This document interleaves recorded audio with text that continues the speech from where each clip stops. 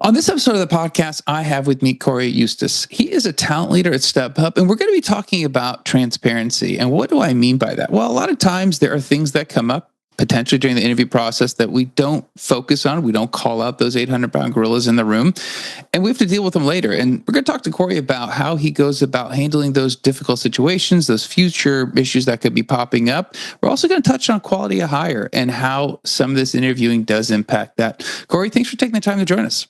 Yeah, of course. Thanks for having me. Appreciate it. Absolutely. All right. So when we talked about this topic, I thought this was great because I do think it's not spoken about enough. So obviously we could talk about transparency in a lot of different ways when it comes to the talent area. In this particular case, we're talking about transparency.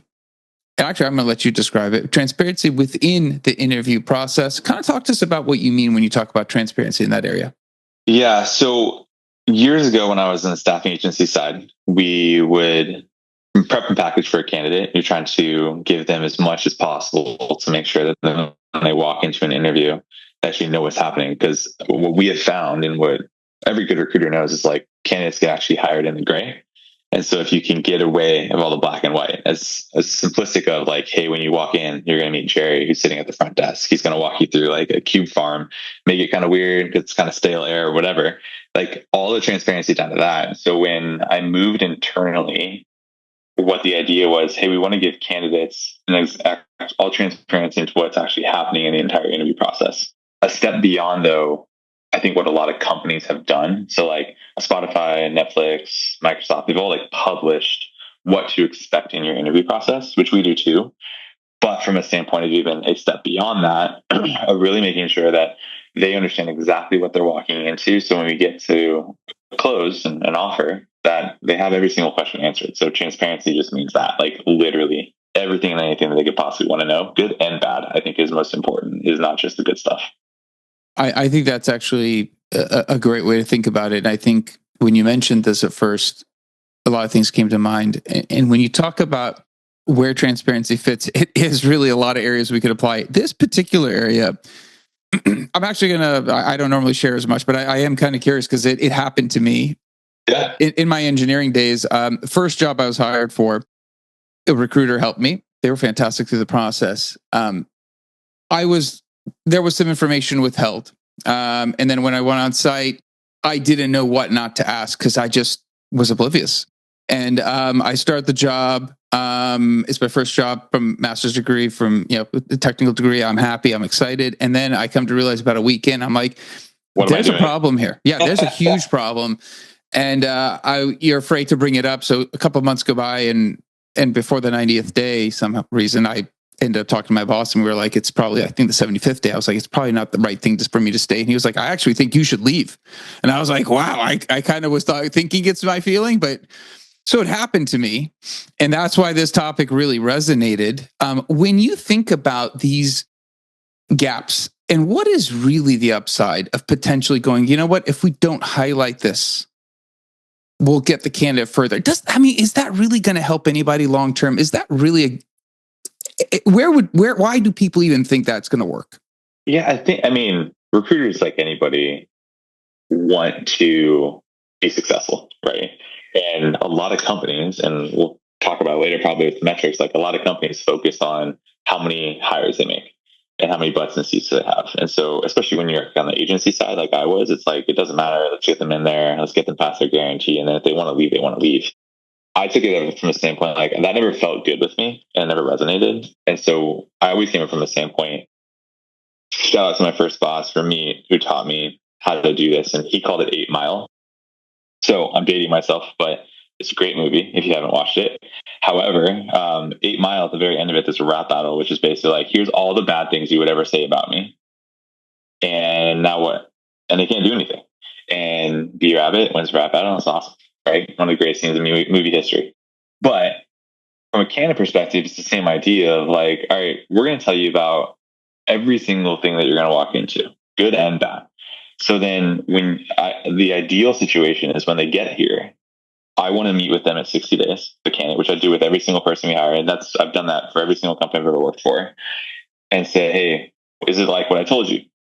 If I don't hear from them, it's exactly like you told me, or I didn't think you were telling me the truth that it was like this. I know I did something wrong, right? Because as a recruiter, how I think about it is personally, I only have my reputation to go off of, right? And for me, especially when you join internally, quality of hire, a really important piece of that is retention and then impact to actual success. Well, if like you talked about in your first job, like you probably weren't really working too hard to be really, really impactful and successful, except beyond just like, I want to be a good person, right? But you weren't like all the way bought in, right? So that's going to impact the quality of hire and things like that. So for me, I think it's like paramount to like actually telling you like, here's what you're walking into. Like, we're not for everybody. We're ambiguous. We're a startup. We have XYZ. Or like, hey, we're a really big tech org. And so we have a lot of processes and a lot of red tape, right? The same things that I hear from candidates of why they're looking to leave a company are the things that I want to tell a candidate that they're walking into. So they're aware of it. So when they see that, when they have that first like hurdle they have to get through as a company in their job, they're like, oh yeah, Cory told me about this. I'm okay with this. That's right. I completely agree with you. I mean, we're on the same page. And the one thing that maybe I was thinking about while you're speaking is your hiring managers, they have to also be bought into, hey, listen, let's make sure we cover the gritty, right? Not just highlight all the awesome projects, kind of preview some of the stuff that you know is going to come up. How do you work with your hiring managers for them to also be bought into previewing the good and the bad? Yeah, I remember the first time I asked this question when I was internal, because I used to ask on the client side all the time, and the hiring manager was like, "What? I'm not going to tell you that." And I was like, "Well, you need to tell me that because the candidate's going to ask you, like a good candidate's going to ask you." And so when we meet with hiring managers, I don't have to ask so much once I've been at the company for a while because I know them, but I always ask them. I say, "Hey, what are the skeletons in your closet?" And they say, "Well, what do you mean?" I say, if I'm a really good candidate and I ask you like, hey, what are the things you're telling me that you're not telling me that are like going to be hard? What are the hard things that you deal with every day? Where are the sticky situations like cross function that you may deal with partnerships or whatever it be? Because if you can't answer that off the top of your head in a comfortable way, the candidate's not going to believe you and they're going to think you're selling.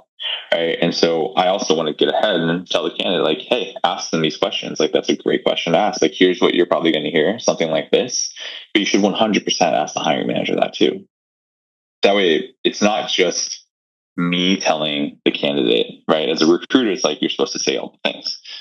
But as a hiring manager, when you hear it from the person that's actually hiring from you, right, it goes a little bit farther to really understand, like, oh, they understand that this is here and they see this a blind spot and they understand like they may have some like kind of hurdles to jump through with this.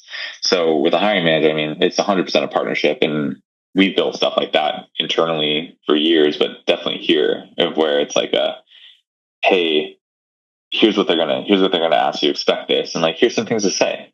Right? It could be like talk about startup, talk about leveling, talk about X, Y, or Z. Like there's so many things that tech orgs deal with out there in every company, not just tech companies, but any company. Yeah, I 100%. I actually, obviously, I had never worked in talent. I started my company to do technology consulting. We became a recruiting company, so I learned on the fly. Yeah, I basically was like, whatever I didn't like. Yeah, whatever I didn't like, that's what I'm going to do for our customers and our candidates. And one thing that became super important, and you got to teach people, is listen to what the candidate's concern is. Key in on the concern, take that to the hiring team, and let them know if we don't address this. And you mentioned it, working with the hiring managers. I'm actually more in tune to listening to that than I am all the good stuff. And I think, when I was looking to get married, a good friend of mine said, you know what, it's really easy to go out and have fun and spend money. But he said, the stuff that would drive you crazy, if you can put up with that, that's going to be a good long-term keeper. And that kind of stuck with me. And everything you're telling me is like, I think it's like dealing with personal relationships. You have to kind of deal with some of the hard stuff, which is awkward. We sometimes want to avoid that. That conflict, please, is something I think that turns us all kind of away from wanting to do that sometimes. Yeah, it's interesting. Like I used to think it was just candidates being nice when I interviewed them, but I've now heard it so many times for like better part of a decade. The first question I always ask people when I interview them is like, hey, all things being equal, you have two job offers. same comp, same role, same responsibilities. Why are you taking one job over the other? And I've gotten so many times, like, I've never been asked that. And I'm like, seriously? Like, what recruiters are you talking to? Like, that's the number one thing, right? Immediately it's telling me, like, do you want this job? Is this something that's actually going to align with what you're looking for? Right? I think recruiters are so stuck on, I need to fill a job. I need to fill the open headcount. Can this person do X, Y, and Z? And can I handle this? Versus, are we a good fit for them? Because I don't want to do this. I don't want to fill this job again, kind of thing. Like, I want someone to be here for like the next couple of years, and especially in engineering, like it's average 2.5 years, I think, of experience right now. Like, for your job, it's crazy. And when you think about that and you talk about the things of like, hey, what are the hard things? What are the things that are going to make it or whatever it be? I think when you understand what that looks like, when you really hire a great candidate, when I meet with them, like I was telling you, they say, yeah, it's exactly like you told me. And I ask them, hey, have you seen this? Have you seen that? And like, how are you dealing with this hurdle? That person says, yeah, this is normal. Like, you told me this is going to happen. I knew this was going to happen. And like, this is part of the job that everybody goes through. And I think that a lot of people, especially in today's market, that they jump, they don't ever get to that break point where it's like, oh, this is hard. Like, I have to work for this like promotion, or like, we just launched this product. It's great. And it's like, oh crap, it's all failing. It's like, well, how do you iterate on that feature? How do you relaunch something? How do you build something for scale? You can't just jump around all the time. And as a candidate, you kind of have to, because there's a lot of companies, like, to be really honest, they suck at this. Like, they're really bad. And so like, it's not a candidate's fault. It's sometimes the company's fault. And like, it's just as much our responsibility to make sure that the candidate is set up for success, but also be transparent with what that means, right? It may mean, hey, you need to learn how to drive this car on yourself. We're not going to send you to driving school. Some companies will. Like, that's, I think, important for a company to tell. I love it, because I think this is all the stuff that I live for. These are all the things that make me interested in this space, because I'm like, these are the things that we don't talk about enough. You know, you mentioned metrics, and I want to touch on metrics, and I want to touch on process. Yeah. I think you've alluded to recruiters obviously have different pressures, different goals, there's different drivers. And I think I completely get that. I also feel that it's easy sometimes to default to process. And I think the two are a very unhealthy relationship. If you're very process focused and you're metrics focused, you're going to just literally plow through whatever it is just to go through the checkbox and hit the milestones. When you look at something like this, where we're talking about transparency, this is above. I mean, it can be part of process, but this requires somebody to actually be active listening for things that their ears might not want to hear, because it slows down process. When you look at process itself within what we're talking about, where does that fit in? Is this process driven? We can teach people, or is this hey, listen, this is above and beyond process. You need to start learning a whole different skill in terms of how to listen for these things? I think it's like a redefinition of what process really means. So to me, in order for like a hiring process to be healthy, there needs to be like a healthy tension with the hiring manager of like, hey, I'm going to be really particular about who I hire, because it's not just any Tom, Dick, or Harry that I can hire, right? As a recruiter, process is like the health metric is how I look at it. So a lot of companies, they can say like, well, our hiring process is great. Here's our time to fill, our time to hire, our can to hire ratio, our offer acceptance rate, right? All these things are great. But that doesn't mean you're hiring great candidates. So I think that the two have to go together. And I think it's different, because I know that, because I've hired a lot of recruiters that in my time, that they're just like, oh yeah, my process is great. I'm like, cool. How do you know a great candidate's a great candidate? Like, there's no metrics that's going to tell me that, right? But what your metrics can tell me is, are you putting in the work necessary to talk to enough people to give you the opportunity to talk to enough great people, right? And so for us, like, I track hires, but that's not the metric I hold you to. Like, we look at can to hire ratio, we look at time and stage, we look at time to fill, we look at candidate to offer ratio, we look at final to offer ratio, and then we look at offer acceptance, and then we look at non-regrettable and regrettable turndowns. Ideally, everybody should be a regrettable turndown, but that doesn't always happen. And then it's kind of like, you can pressure test that with your hiring managers. Of when you get a non-regrettable turndown, it's like, well, why do we make an offer to this person in the first place, kind of thing, right? And so for me, the metrics, when you look at those pieces, if you're doing the things you need to, right? If you're like a 20 to 30 candidate to hire ratio, so for like every 20 to 30 people you're talking to at the first stage or getting to a hire, like you're spending your time in a pretty good place. Ideally, if you could get down to like a 5 or 10, and most agency recruiters I would say are probably sitting between like 5 and 15 candidate to hire ratio, but internally it's a little bit more typically, especially when you have, depending on the level of candidate you're trying to hire. If you look at those metrics, that tells you like, okay, our process works. Because when you get a great candidate in the process, you don't want to lose them because you have people in stage for like 19 days. Like that's no good, right? What we also want to do is you don't want to hire so fast the candidate doesn't get to actually interview you for the company. And so for me, I look at those metrics to understand of like, all right, are we doing what we need to? Are we healthy? Right? If a recruit on our team is like, I can't get anybody to final, and I'm like, all right, well, how many people are you talking to? It's like 65 people to one hire. I'm like, we are talking to way too many of the wrong people. So what's their filter up top? Right? That gives me like it's almost like it's a symptom, not an actual cause. And so it's like, I'm talking to too many people. Well, okay, what does our calibration look like? Like, how often are we meeting with the hiring manager? What questions are we asking? Are we getting good feedback? What do our scorecards look like? So it gives me a place to look. I often talk about, and our recruiters on our team, and anybody that's ever worked for me probably hates all my analogies I make. But when I hire somebody, I always tell them, I say, look, we're going to teach you how to build a great house. Every single house on our block has doors, windows, walls, electricity, plumbing. Those are the things that are non-negotiable. Like how you deal with candidates, what you tell them, transparency, all these different pieces, right? Because I know if we don't have that, one of those things, we can diagnose what's going on.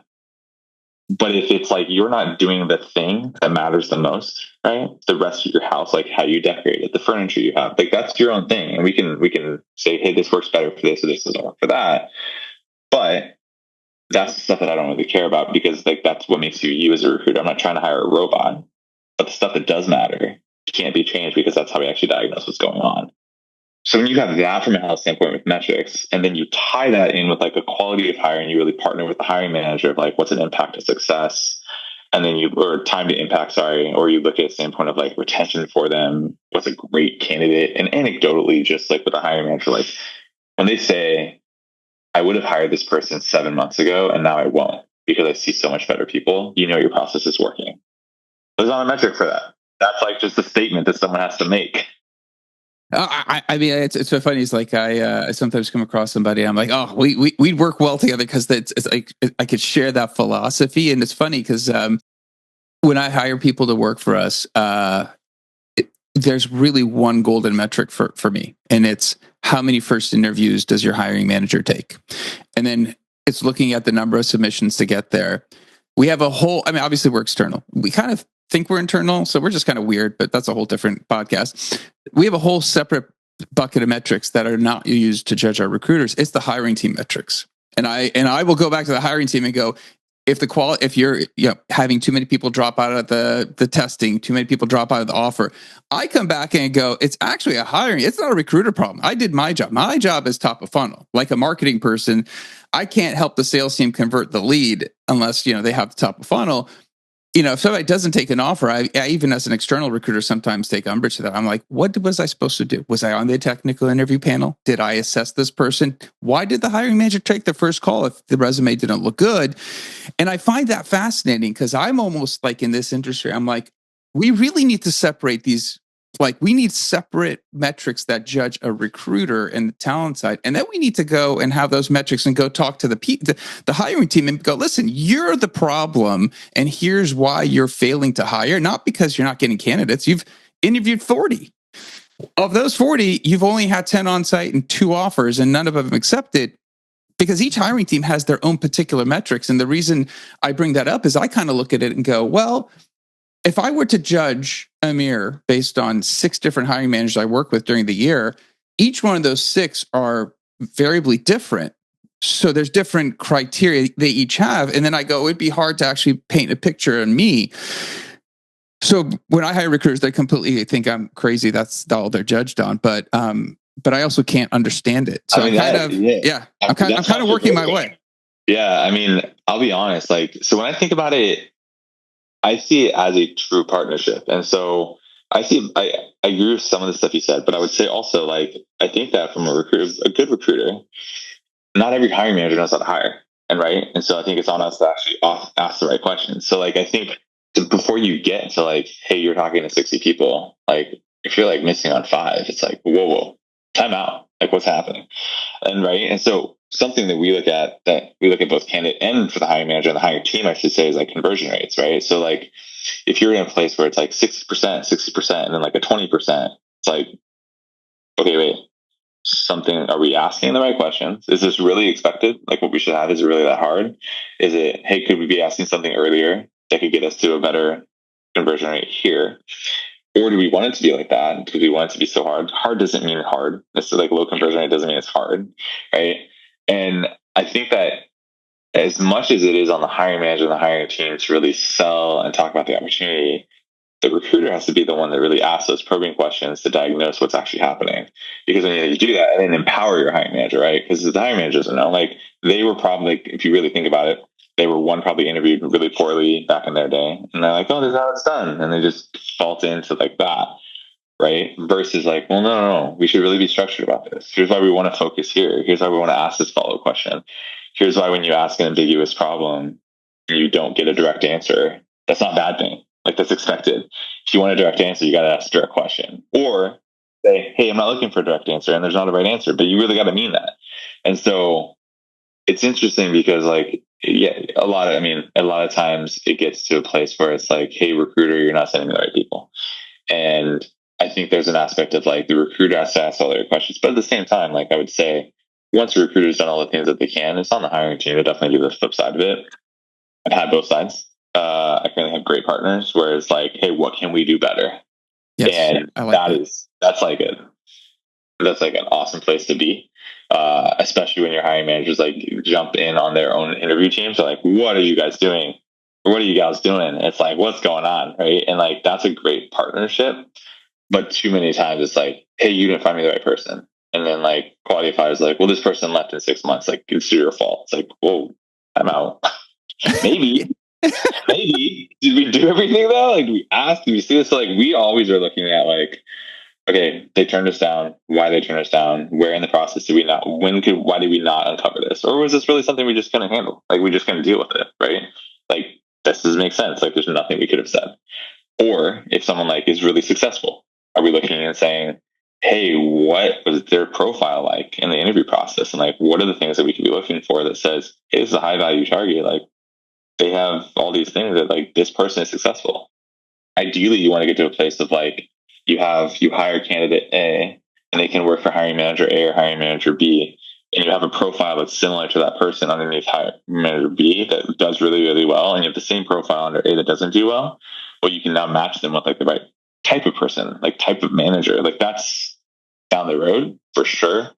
No, I don't know how many people like team matching. That's not what it's for. Like people say that, but that's not true. So we'll see. There's a lot of ways to go with issue, but I hear you. But I definitely think a partnership has to be really, really strong from a metric standpoint to hold everybody accountable. Yeah, I 100%. I think what you said there about making sure we've done everything we can, I think that's essentially the job. And I think what you've talked about, some of the things we've talked about, transparency, I think if you are asking those questions and you're sending the quality candidates that the hiring manager should be speaking to. And again, this is interesting because I view this job as marketing, less sales. So I think of this as more of my job is to identify top of funnel, whether it's inbound, outbound, and I need to bring that right profile because the hiring manager will just not know. If I'm taking them 30 of the similar profiles and they are missing by X, the hiring manager is going to calibrate on that. And that's kind of then falls onto me for not understanding, and I kind of look at that as a good marketing lead and a poor marketing lead piece of content, just because I see that as a funnel where marketing does hand off and it cultivates into a sales pipeline at some point if things have worked well. And at that point, it's really on the salesperson. Can they understand the need? Is it a good fit? Very similar. I see a mirroring. I definitely don't want to say that the same exact job. People don't message me and say I'm comparing this as marketing or sales. That's not what I'm doing. But I 100% agree with you. I think that partnership is deep. And kind of go back to tying the episode. When you look at your team, And when you mentioned a hire doesn't go right, and you have to go back to your team and kind of do that, retrospective in terms of what hasn't gone right. Talk to us a little bit about that process, because I think everything we've talked about really does lend itself well to talk about how that retrospective goes once a role's closed positively or negatively. I would start with the fact that so what you're saying about marketing and sales, I think every recruiter, a really truly great recruiter, I think can wear, they're actually a bit of marketing, their sales enablement, their sales, their therapist, to be quite honest, project manager. They are a career coach. They are a motivational speaker to you got this. And so I think that is what I'm kind of diverging a little bit, but I think what makes a truly great recruiter is someone that understands when to put on which hat and how to put it down. And so if you can't, I say that to say, if you can't do that, then when you retrospect, you're only going to look at the things well, I did this, right? I told them why they should work here. I sold them on all the opportunities. Where I'm asking them, yeah, but why do they want to work here? Did you talk to them about those? Right? Because there's a list of 10 reasons why anybody would want to work at a company, maybe. Did you focus on the 3 that are most important? When they said something, did you pivot to be wait, last time I talked to you, this mattered. Did this change? And that's great. That's fine that it changed. And then are you pivoting your whole process to it? You're ooh, now I need to grab Sarah and have her come in and do this interview because she had the same issue, right? There are so many intricacies to hiring a great candidate and being able to just pull from all these different pieces of all the information that you've done. And so when you go through the retrospective, then I think it is you have to objectively be able, if you can't objectively look and say, what did we do wrong? Right? I've had tons of times in my career where I look at it, I'm there's probably nothing I could have done differently, but there's one thing I probably could have said like this. Cool. So I'll say that next time when I see this. Right. And I think that especially biologically as humans, right, and just a being, we all long for belonging and relationship. In order to have a relationship, you need to have some type of value, right? And so as a recruiter, it's oh crap, I'm not good at hiring. I did this wrong. If you're in a place where you can't objectively look at it and identify hey, if I did this wrong, it doesn't make me a bad recruiter. Or maybe I did a bad thing in that moment. If you can't objectively look at that, then you're not going to be very good at recruiting, to be honest. But if you can, when you retrospect, you can really look at it from a standpoint. It's not about the result. It's more about what caused the results, and understanding about what you could control, but also things that you can't control. Did you get somebody else that could control it, kind of thing? If there's, it's nuance and it's a lot for sure. So I hear you, but yeah, the retrospect piece of it, it's really important, I think. And I think I think a lot of recruiters forget to look at the good people too. The really, really successful candidates, hey, what made that person great? And what's the thread with every single person I've ever talked to that's great, kind of thing.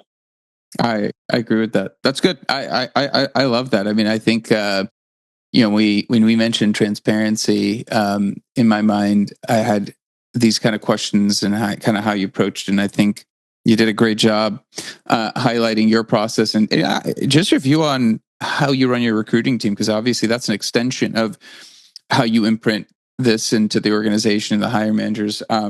Thanks for being on. Thanks for sharing. I know hopefully people will get to thinking about some of this stuff and they might have a follow-up question. Is there a good way of getting hold of you for a follow-up question? Yeah, I pretty much accept everybody's connection on LinkedIn. So LinkedIn would probably be the best. I think it's just linkedin.com/Cory Eustice. So first last name. So I think you put that in the bio. But yeah, I think that the parting words are recruiting is really hard. And as a person, realize it's not all on you, but it is all on you, but it's not all on you all the time, kind of thing.